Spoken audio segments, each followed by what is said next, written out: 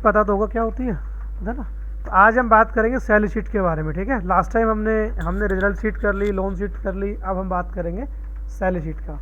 Salary sheet जिसके अंदर पता लगे कि हमें क्या क्या मिल रहा है और क्या क्या हमसे जो है लिया जा रहा है, क्या दिया जा रहा है क्या लिया जा रहा है, या कह सकते हो कि क्या क्या अर्निंग्स हो रही हैं एम्प्लॉयज़ की और क्या क्या हो रहे हैं रिडक्शन, ठीक है। अब किसी से आपने पूछी सैलरी कितनी है आपकी, उसने बोला मेरी तो सैलरी 20,000 है, लेकिन मेरे को एक्स्ट्रा मिल के 25 तक मिल जाती है। तो ये एक्स्ट्रा क्या होता है? या किसी ने बोला कि मेरी सैलरी तो जो है 15,000 है, लेकिन मुझे कट के 12 मिलती है, इन हैंड 12 आती है। तो ये इन हैंड वगैरह क्या होता है, ठीक है। तो वो इसके बारे में बात कर रहे हैं। तो इसमें होता क्या है सैलरी शीट के अंदर आपके, कि जब सैलरी मिलती है तो सैलरी के साथ में और भी बहुत सारे अलाउंसेस मिलते हैं अगर आप किसी अच्छी पोस्ट पे हो तो, ठीक है। कहने का मतलब ये है कि एक एम्प्लॉय को बोला गया कि ये लो 15,000 रुपये, ये आपकी सैलरी है, एक महीने की कहानी ख़त्म। एक बोला गया एम्प्लॉय को कि ये लो आप 10,000 रुपये सैलरी के नाम के, 1,000 रुपये आप ले लो आने आने के नाम के, यानी आना जाना मतलब कन्वेंस का, 2,000 रुपये आप मेरे से ले लो आप रहने के घर के किराए के नाम के, 1,500 रुपये आप मेरे से ले लो बच्चों की पढ़ाई के लिए, 500 रुपये आप मेरे से ले लो हर महीने के किसके लिए, मेडिकल के लिए। ऐसे कर करा के अलग से जो भी था मिल गया, जो भी उसे मिलना था, ठीक है। तो कहने मतलब ये होता है एक सैलरी तो आपको फिक्स दे दी गई और एक बोला गया कि ये आपके अलग अलग क्या है अलाउंसेस हैं, ठीक है ना, ठीक है, समझ गए, ठीक है।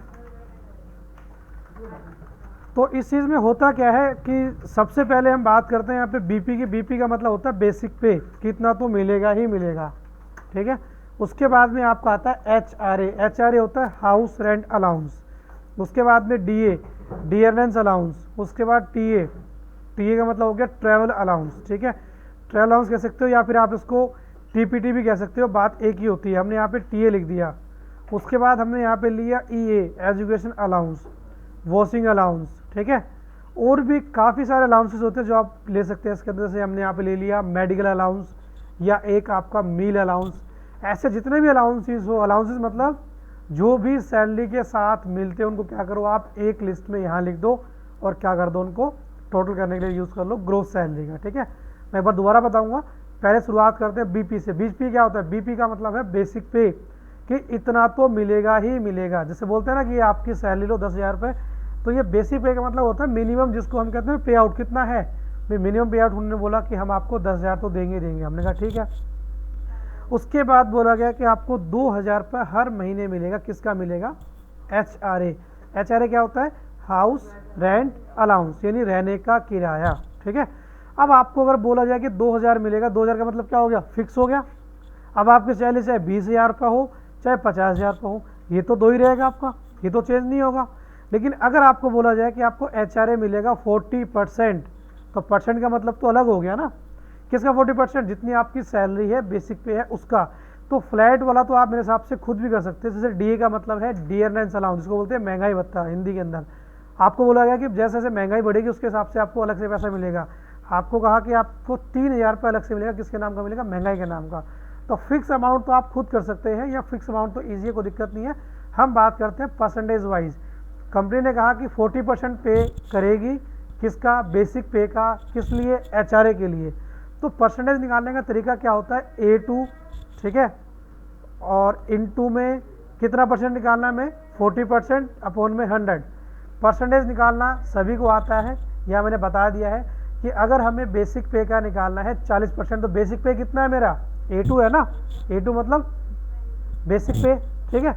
बेसिक पे इनटू में 40 और डिवाइड बाय 100, ये आपका तरीका है परसेंटेज निकालने का। सीधा सा है, मैंने पहले बताया था किसका? इनटू में कितना अपॉन में 100, ये तरीका था परसेंटेज निकालने का, ठीक है। अब हमने यहाँ पे क्या किया? किसका निकालना हमें परसेंटेज? हमने कहा इसका निकालना है, तो ये आ गया। इनटू में कितना निकालना है? 40 अपॉन में 100, ठीक है। अब अगर सैलरी 10,000 है तो 10 के हिसाब से, 20 है तो 20 के हिसाब से, 15 है तो 15 के हिसाब से ऑटोमेटिक अपडेट हो जाएगा आपका। एचआरए बोला गया कि 30% मिलेगा, सॉरी डीए बोला गया 30% मिलेगा। टीए बोला गया आपको कि कितना मिलेगा? 15% मिलेगा। पहले हम डीए निकाल लेते हैं।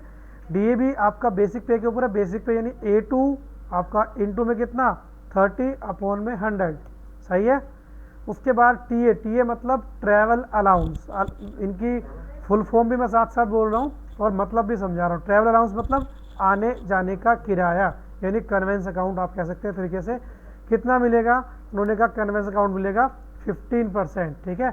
या आप इसको फ्लैट ले सकते हैं, फ्लैट मतलब फिक्स भी ले सकते हैं कि 1000 रुपये मिलेगा आने जाने का, चाहे सैलरी जितनी मर्जी क्यों ना हो, आप इसको वैसे भी ले सकते हैं, एक ही बात है, ठीक है। वो आप बनाओगे, वो आपके ऊपर डिपेंड है, आपके ऊपर डिपेंड नहीं है, कंपनी के ऊपर डिपेंड है, कंपनी कितना किसको क्या देना चाहती है, सीधी सी बात है, ठीक है ना। ये नहीं कि आपने अपने हिसाब से लिया, नहीं, कंपनी जितना अलाउ करी उतना आप लेंगे।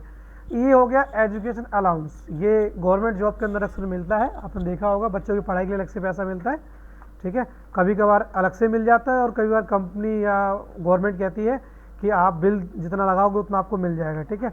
तो हमने काम किया, 13% ले लिया, ठीक है। एजुकेशन के नाम का हमें जो मिलेगा वो कितना मिलेगा, 13% मिलेगा। उसके बाद वॉशिंग अलाउंस अक्सर गवर्नमेंट जॉब में मिलता है, जिसको आप लॉन्ड्री अलाउंस भी बोलते हैं, मिलता है तो ठीक है। अच्छा, जितने अलाउंसेस मिले तो ठीक है, नहीं मिले कोई बात नहीं, मेरा काम क्या है, टॉपिक समझाने का है, ठीक है। तो हमने यहाँ पे ले लिया 10% मिलेगा, तो इक्वल लगाया। उसके बाद A2 का कितना परसेंट, 10/100। MA मतलब मेडिकल अलाउंस, मेडिकल तो समझ गए होंगे। कभी कभार मेडिकल अलाउंस का, अच्छा ऐसा ज़रूरी नहीं कि हर चीज़ के आपको पैसे मिलते हो, आप इनको रिवर्स भी कर सकते हैं। मेडिकल अलाउंस का मतलब आपका ये हो गया कि आपको मेडिकल के लिए पैसा मिलेगा अलग से, ठीक है। गवर्नमेंट कहती है कि हर महीने आपको 12% मिल जाएंगे, किसके लिए, मेडिकल की फैसिलिटी के लिए। अब आप उसमें से जितने मर्जी यूज़ करो, वो आपकी मर्जी है। और बहुत बार ऐसा भी होता है, गवर्नमेंट कहती है कि आपकी जेब से 1800 रुपये कटेंगे हर महीने के, और आपको जब भी दिक्कत होगी तो आपका फ्री इलाज होगा, ऐसा भी होता ही नहीं होता, ठीक है। तो ऐसा ज़रूरी नहीं कि जो जो हम लिख रहे हैं ये सारे मिलने वाले हो। सीधा सा लॉजिक यही है कि जो सैलरी है, ठीक है, उसके अंदर जो अर्निंग है वो एक जगह और जो रिडक्शन है वो आपका एक जगह, ठीक है ना। अर्निंग एक जगह और आपका जो रिडक्शन है वो क्या है, एक जगह।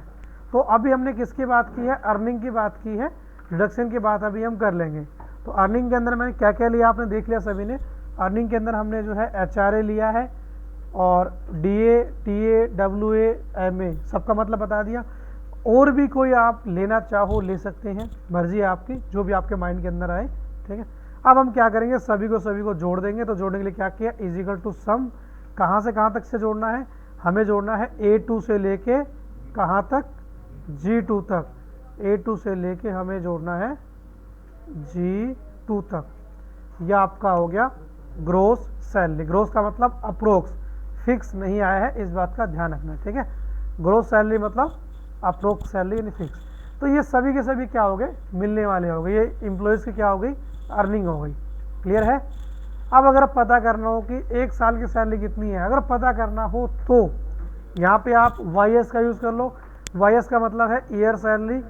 अब सीधा सा लॉजिक है कि अगर एक महीने की सैलरी हमारी इतनी है, कितनी 33,000 है, तो एक साल की कितनी होगी बताओ, उसको क्या कर दें, मल्टीप्लाई कर दें 12 से, ठीक है। क्लियर है। तो ये आपका जो है सैलरी का अर्निंग पार्ट है आपका, ठीक है। ये मैंने, तो अभी तक हमने किसकी बात की, अर्निंग की बात की। अर्निंग का मतलब ये है सीधा सा कि ये सारे के सारे जो अलाउंसेस हैं वो एम्प्लॉय को क्या हो रहे हैं, मिल रहे हैं, ठीक है। और आप रिवर्स भी कर सकते हैं, HRA आपको मिल भी सकता है और आपकी सैलरी से कट भी सकता है, जैसे कि अगर आपको अलाउंस अगर कंपनी प्रोवाइड कर दे रहने की जगह तो, ठीक है। अब यहाँ पे हम लेके चलेंगे ESI बता दूंगा क्या होता है, फिर लेके चलते हैं PF, ठीक है, फिर लेके चलते हैं IT मतलब इनकम टैक्स, ठीक है, या जिसको TDS भी कह सकते हैं, लेकिन अभी आप इनकम टैक्स के तौर पे समझो, कोई दिक्कत नहीं है। उसके बाद आएगा टोटल डिडक्शन, उसके बाद आएगा नेट पेमेंट।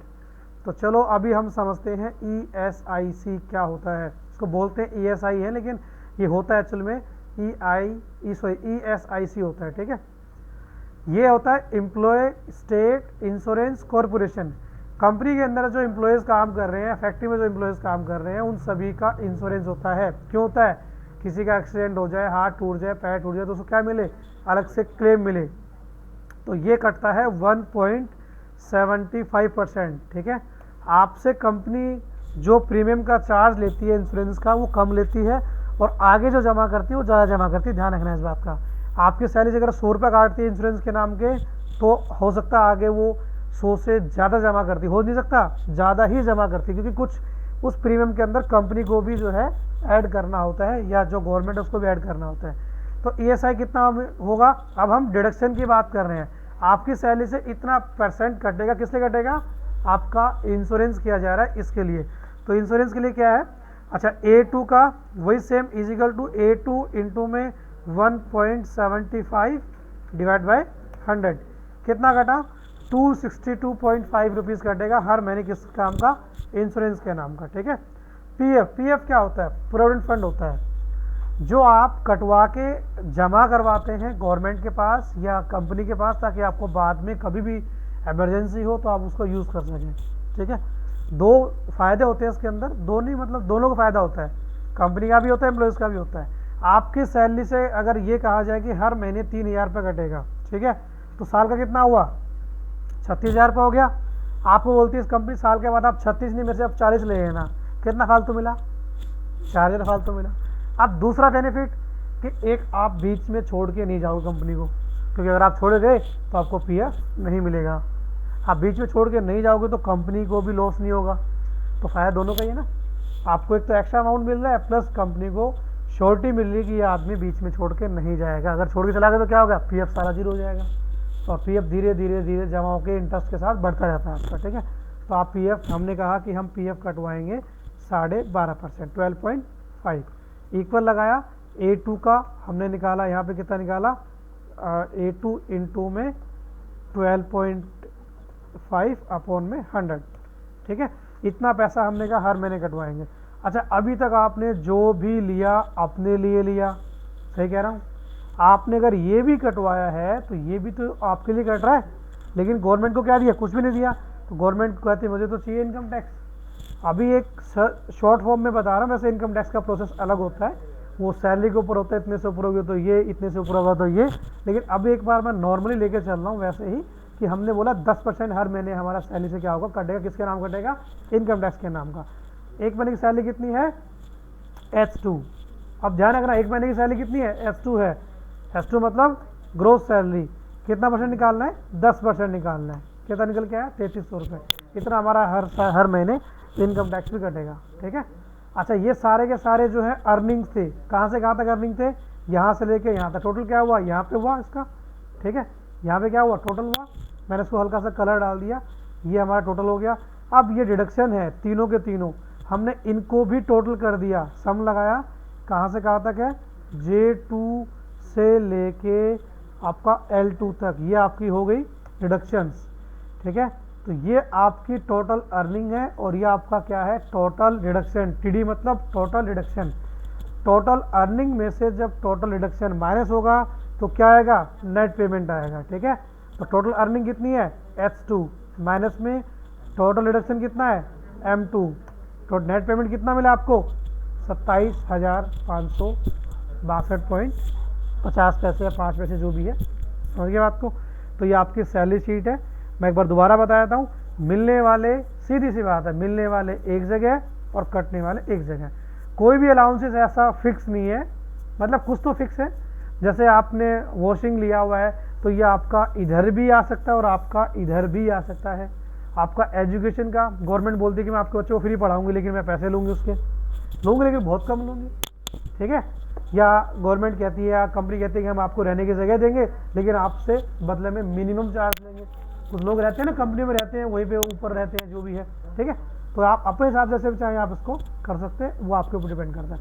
दूसरा, जब आप इसको कॉन्सेप्ट को नोट करेंगे तो कैसे नोट करेंगे, जैसे आपको HRA निकालना है, कैसे निकालोगे आप, HRA के लिए क्या करना, बेसिक पे इंटू में 40 डिवाइड बाई 100। नोटबुक में आप इसको ऐसे नोट करो कि बेसिक पे जो है वो कितना है आपका, HRA कितना है आपका, बेसिक पे का कितना परसेंट, 40%। इसको ऐसे नोट करेंगे आप। ठीक है। जब आप ये लिखेंगे GS क्या है, तो GS में क्या लिखेंगे, बेसिक पे plus HRA plus DA plus जो भी आपका है, उन सभी का क्या है, टोटल है आपका। ठीक है। ये जो भी थे सारे सारे इसके अंदर आपके आ जाएंगे। क्लियर है? तो ये आपकी सैलरी शीट है। इससे और एडवांस तो फिर आप एम्प्लॉय आईडी, कोड वोड, फ़ोन नंबर जो भी आप चाहो अपने साथ डाल सकते हो। आप किसी की सैलरी अगर 20,000 है तो देखो अपने आप ही सारी की सारी कैलकुलेशन हो जाएगी, आपको कुछ करने की जरूरत नहीं पड़ेगी। इससे पहले आप यहाँ पे एक कॉलम ले लो, राइट क्लिक करके इंसर्ट करके, यहाँ पे आप नेम भी डाल सकते हो। हमने कहा एम्प्लॉय का नाम ये राम आ गया, ऐसे यहाँ पे राजू, रानी, सीता जो भी सब डालते हैं, चलो वो आपके ऊपर डिपेंड करता है। ठीक है? क्लियर है?